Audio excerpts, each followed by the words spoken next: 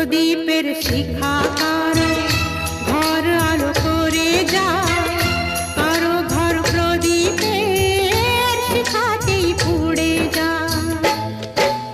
সব লাল পাথরই তো জনি হতে পারে না, সব প্রেম মিলনের মালা পেতে পারে না। পাশাপাশি দুটি ফুল ফোটে যে